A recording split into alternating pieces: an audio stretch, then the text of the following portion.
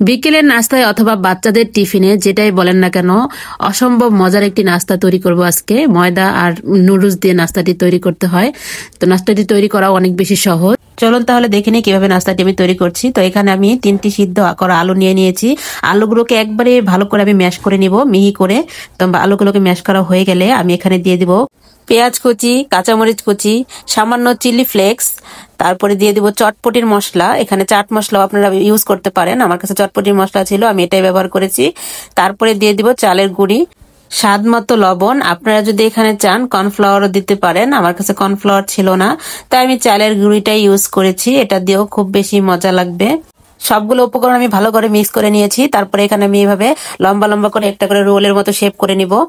তো আপনারা দেখেই বুঝতে পারছেন আমি কিভাবে শেপ করে নিয়েছি। এটা বেশি মোটা করবেন না, একটু পাতলা পাতলা করলে একটু ক্রিস্পি বেশি হয়, মানে খেতেও ভালো লাগে।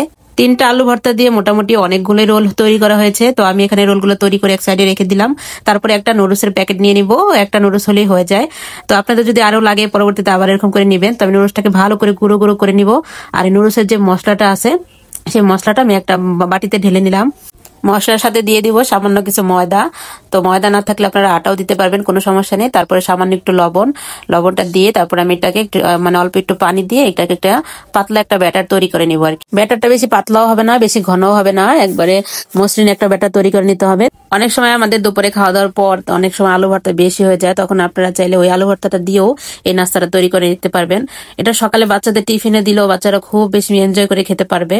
তো দেখেন এখানে আমি ব্যাটারটা বানানোর পর তারপর আমি এই যে নুডলসের সাথে একটু কোট করে নিচ্ছি এই রোলটাকে, মানে ব্যাটারে প্রথমে দিয়ে তারপর নুডলসের ভিতরে কোট করে নিলেই হয়ে যাবে। তবে অবশ্যই আলু ভর্তার ভিতরে কর্নফ্লাওয়ার অথবা চালের গুঁড়ি অথবা ময়দা আটা যেটাই হোক একটুখানি দিয়ে নেবেন, না হয়তো ভাজার সময় এই আলু ভর্তাটা খুলে যাবে। তো আমি এখানে সবগুলো রোল নুডলসের ভিতরে কোট করে নিয়ে নিয়েছি, আমার রোলগুলো রেডি হয়ে গিয়েছে। এখন আমি এগুলাকে ডুবো তেলে ভেজে নিব। তো এটাকে একটু সময় নিয়ে মানে অল্প আছে আপনারা ভাজবেন, তাহলে ক্রিস্পিটা বেশি হবে। এটার উপরে নুডলসটা দেওয়ার কারণে এত বেশি ক্রিস্পি হয়, এত বেশি মুচমুচে হয়, খেতে কিন্তু অসাধারণ লাগে। ভিতরটা থাকে সফট আর বাহিরটা থাকে একবারে ক্রিস্পি মুচমুচে। ছুটির দিনে অথবা সন্ধ্যার নাস্তায় আমরা অনেক সময় অনেক বেশি ঝামেলার কারণে বা অনেক বেশি খরচের কারণে আমরা অনেক সময় অনেক নাস্তা তৈরি করে খাই না। তখন দেখা যায় যে আলু আর নুডলস আমাদের ঘরে মোটামুটি সবার ঘরেই থাকে।